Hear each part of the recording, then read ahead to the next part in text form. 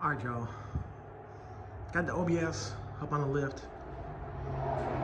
Made some 4-link bars. Replaced the other 4-link bars. The bushings got 8 up on them. Truck has been done since what, 2020?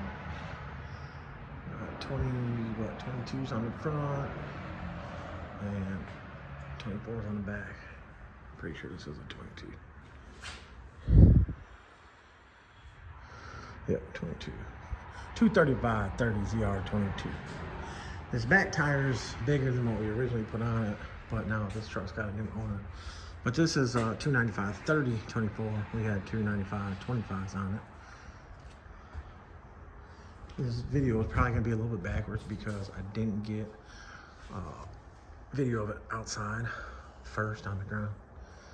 But I'm trying to button it up. So 4-link bars and an anti-roll. So these are the old 4-link bars right here. And as you can see, only one single adjustable. Let's see, the bushings are totally gone. The metal's flattened out, ovaled out, whatever you want to call it. These are the other pieces. I had to half breed the uppers. Yeah, you see how oblong it is. So all these bushings wore out. So now I put the anti-roll on the back right there, put another cross member in there, put some 2x3 inside the frame. Oh, got it all buggered up real nice. Nothing a little paint on the coating can't hide. Bottom, double adjustable 4-link bar, 5/8 time joints. Bottom one on that side, boom. The uppers is what I'm talking about. So that side we already replaced that a couple years ago. That's gonna focus on the pipes. But anyways, there's a heim joint on that side. Now there's a heim joint on that side. It's all double adjustable. I had to telescopic it from this size to 1 inch to 1.5 inches. It looks a little raggedy, but a little paint on there, it'll be fine.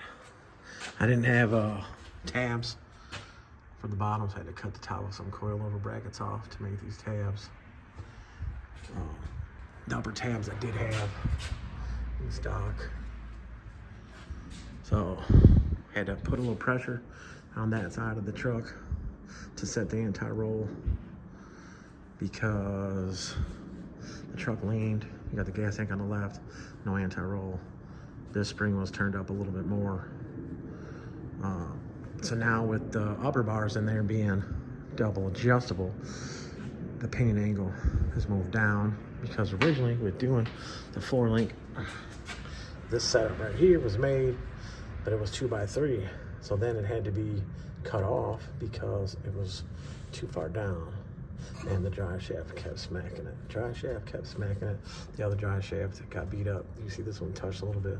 I brought the pinion angle down. It's not gonna sit here when it's on the ground, but if it does, I'll be able to lengthen the uppers a little bit because I did make them a little bit shorter.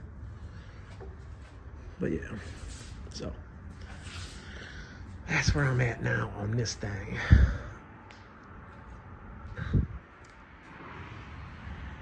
But yeah, so I'm trying to make at least a 10-minute video out of it. I should have made some footage of it before taking it apart, but yeah, anti-roll, you see it's a little bit of an angle down because the truck's not sitting under a load. Once it goes down, then it'll straighten up. So I had decent room to work with back here. I had to take one brace. I threw it in the scrap. I took one brace out. That was for the spare tire shit. So I could get in there with that 2x3 and box the frame in like that. So that whole piece is in there fully welded in. Couldn't get up in there to clean all the rust off of it. I tried to knock as much rust off as possible. Use the wire brush up in there, but then the wire brush made the rust thin, dusty. I still got a good set of welds up in there. Anti-roll is centered. That cross shaft right there is 34 1/4, so that's 17 1/8 right there. Center line, the center line was already on the anti-roll. That's a 3/8 anti-roll, which would be perfect for this because it's a truck. They're not going to be carrying a lot of weight, and the back of the truck's really not that heavy. But the truck was showing discrepancy in the right side, and the gas tank's on the left side. So depending on how much gas is in it, 1 second it would be low, 1 second it would be high. The anti-roll now on there will keep the ass in level side to side. Rear end to bed cab to truck or bed to cab, depending on where you park, could show, you know, a little off because it's a truck frame. Flexes right there. All right, let me finish this up, put a little paint on it, and I'll get it on the ground. But it's about to get dark, so we'll see what the business is. All right, y'all. All right, y'all. Here we go. This is after work. After I did the work. Like I said, I didn't get the video of before work, which whatever, it doesn't matter. Like I said, they got that bigger tire on there, 295 30 24. The truck is sitting level in the back now. The bed though, the bed itself in that back left corner is like, the bed is up. I'm measuring from the frame to the ground and from bottom of wheel opening to the ground. That comes up the same, you know, same numbers. But again, that is a 22 on the front and a 24 on the back.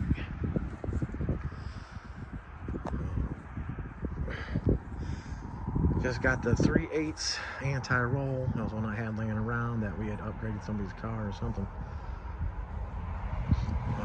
Or actually, it might have came off the candy orange Chevy because we updated that one when I updated the rear end.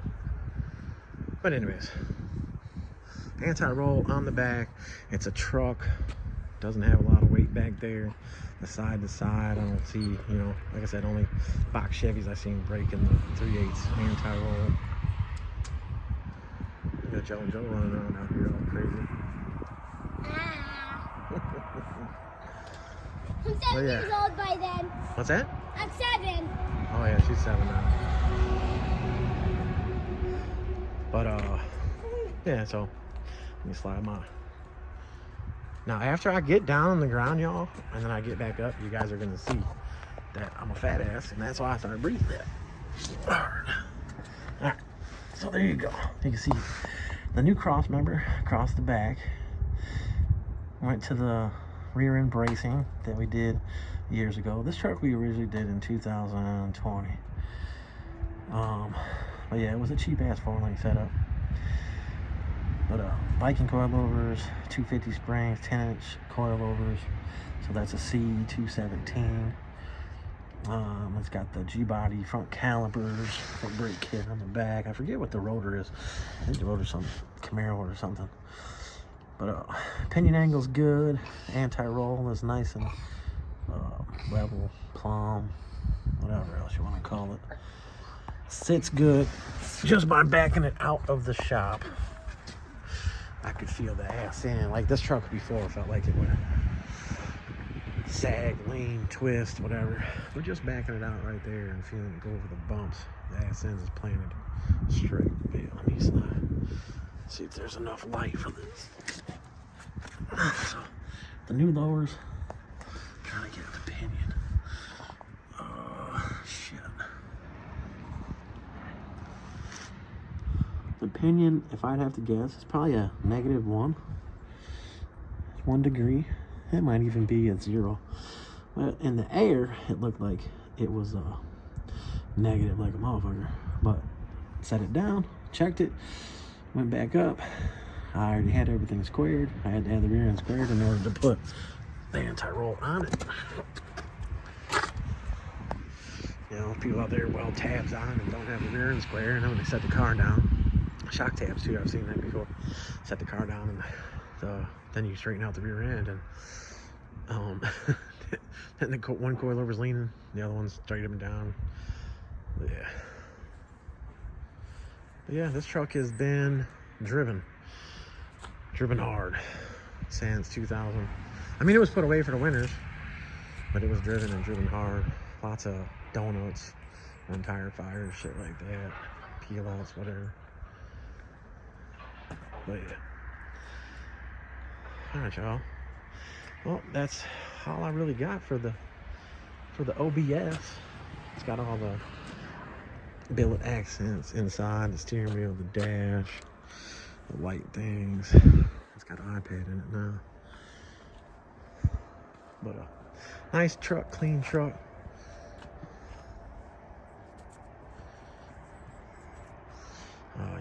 need to lower the back some, but how I did it, it got the back to go a little bit lower. I told him if he changed the back tire back to the 295/25 tire, because you know, look how small the front is compared to the back. But we could drop it back down. We could drop it down some more, but rear end to bed clearance is very close. I think it was 4 inches in the air, and we know the coilovers go in about 2 inches at ride, so there's only about 2-inch clearance from the top of the pumpkin to the bed. So if you go any lower, you go down the road, hit a bump, you know, bang bang. I told him that the bed would need to be notched, which you can buy that kit, the tub kit. I mean, it could use tubs because that's a tight ass fit. I think you can only put maybe a half a finger. Well, you can't get your finger up this side, but in the back you could get just a finger up the back side. And there's rub marks and all that stuff from before when it was leaning. And the rear end was actually this way about 1 inch. So I straightened that up, moved it that way, squared it all up, plumbed it all up, bam. But all right, y'all. I forget this one. I think this is a 97. I think it's a 97 truck. So yeah. Been wet sanded above this and that. You know, it's got chips and shit in it. Original paint job. Pretty sure it's original paint job. But it's a nice truck. And that, you know, that's a 8-inch lit back wheel.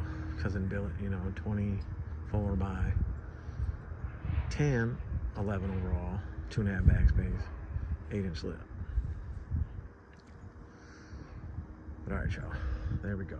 Bankrolll 10, I'm out. Alright, y'all, there it is. Got the back wheel tucked underneath there a little more, meaning side to side. It's underneath there more. I'll give it the appearance that it's, you know, tucked more. Frame notch in the back. I painted it and all that. Painted the whole frame rail again. Had to relock tight the studs in the back because the right side, a couple of studs were twisting in.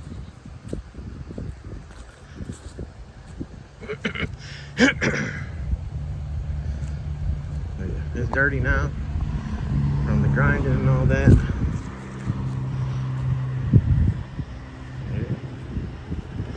We're gonna go drop it off.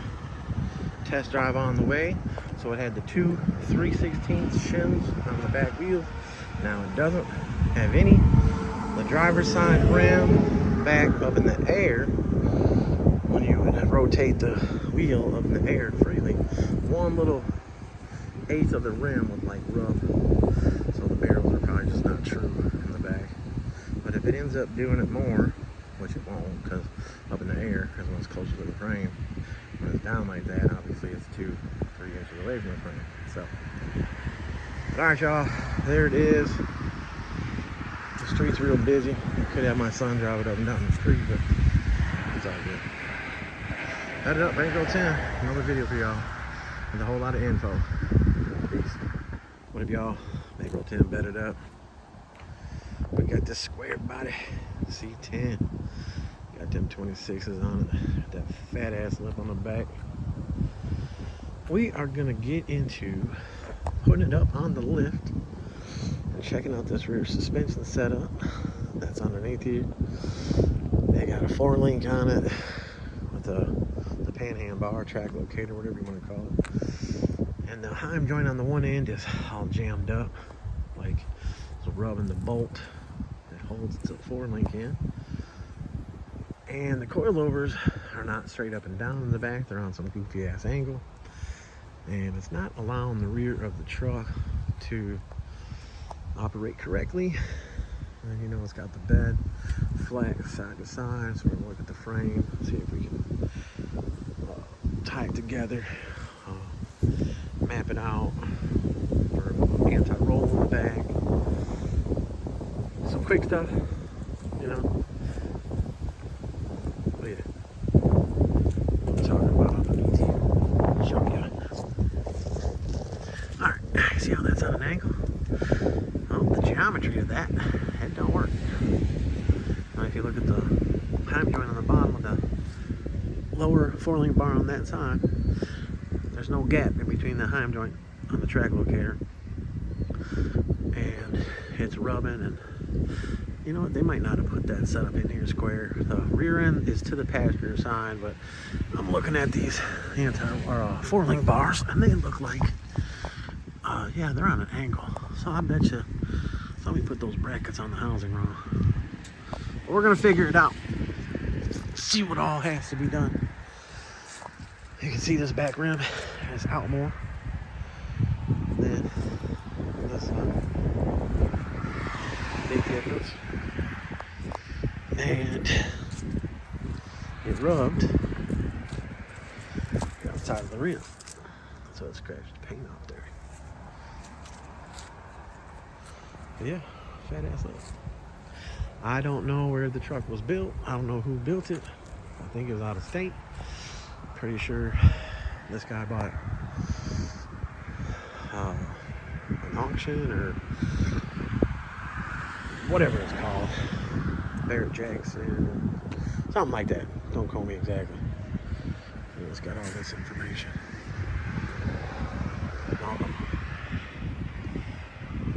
So anyway, alright y'all, I'm gonna go over some stuff on it. It's got a supercharged LS in it with an 8-speed trans. Kind of goofy. Probably needs to be tuned. But yeah, good looking truck. Hopefully I can get that ass in to come down some too. We'll figure it all out. Alright y'all, I'll be back. What up y'all? Finally got this thing done. Brakes need a little bit more bleeding, but the motor don't want to stay running. Anyways, I know there's a lot of steps I missed on it. Them 30s, they on there. The car is got as much turning as it's gonna get. This tire looks like it's low. Should be tucking. I don't want to put the center caps on because to pop them on and off, if you know, I mean, the wheels don't need to come back off. But anyways, she's looking good though. Got that nice tuck. I put it up just a little bit more than it was on the shorts video. And maybe I didn't post a short. But anyways, got no sounds in it. Got no back glass, got no front glass. But anyways.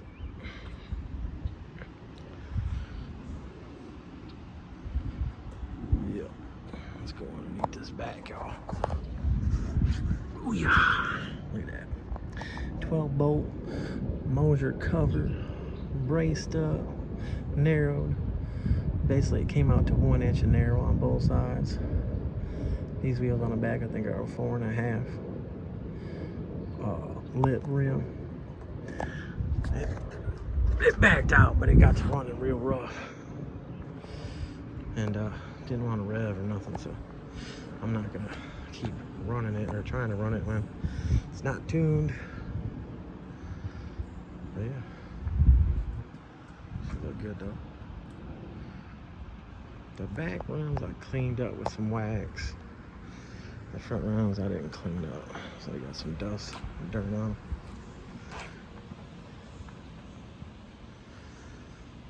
Yeah, I know I was saying I had a long ass video, and I do have a lot of steps, but not everything, cause I had to get shit done. But there it is, 70 Old Cutlass hardtop, candy painted, 30s. Front tire to me is a little too big. Wheel wells were enlarged when the body work was done.